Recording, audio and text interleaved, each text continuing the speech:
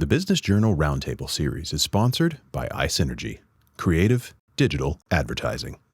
So essentially, it's about employees. Is that right?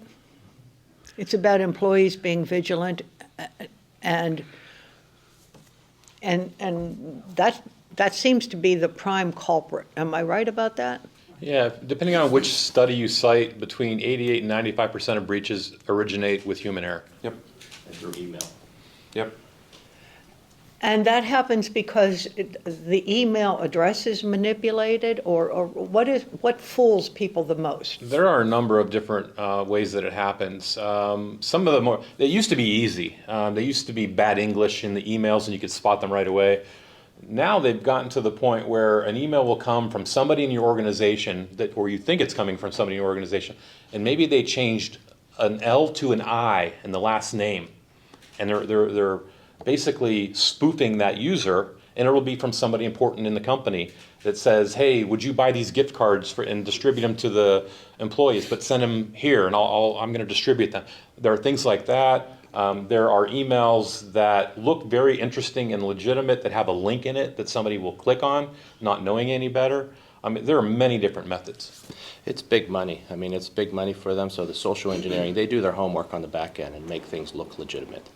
So that's why you got to have the multi-level of different security tools to prevent users, first off, from even getting the email, because end users, unfortunately, will click on stuff that looks legitimate, and it's not their fault. It's not like they're intentionally trying to damage the company. So I think it goes back to a culture of an organization to educate the staff, and also not be afraid that when you click on something by accident, put your hand up. It really helps us from an IT provider to say, hey, I think I clicked on something that's not legit because it took me somewhere, instead of worrying about, I'm going to get in trouble because I clicked on this, because nobody does it intentionally. So I think education and being open and honest with your employees, and just talk about IT and talk about security. Everybody's in it. It's not an IT thing. It's a company thing. We're all in this together at the end of the day. So.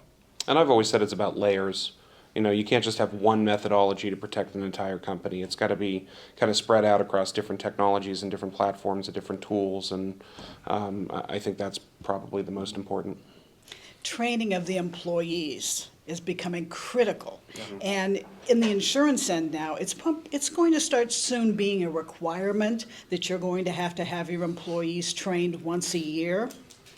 And all of these gentlemen, I'm sure, have companies that they have the training tapes available, and it's just something that has to be done. And even if you train somebody, people still make mistakes. Mm-hmm. And unfortunately, it's becoming rather a growth industry where employees themselves are contributing by being paid on the outside. We're starting to see that now, where the employees are running renegade and damaging their employers.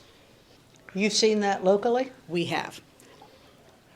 How about elaborating with no names? Well, in working with some of the law firms that I've worked with, an employee gets angry. They don't get the raise they want. They don't get what they think they deserve, and you can be contacted very easily off the dark web by people who literally have advertisements out there saying, I'm looking for somebody within such and such a corporation that can give me information.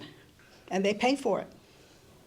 That's why it's important to have layered security. As far as even me as an owner, I don't have administrative rights in my own network. If I need to get into something, I log in as an administrator. So you can't have employees have the ability to give out critical information that could potentially damage the internals of the network. So, and that's, even us as an IT, we're all responsible for our own staff, right? So we're probably the biggest threat, because if one of our staff goes rogue, they're in touch with a lot of companies. So we have tools in place that once they log into an environment, the password automatically changes.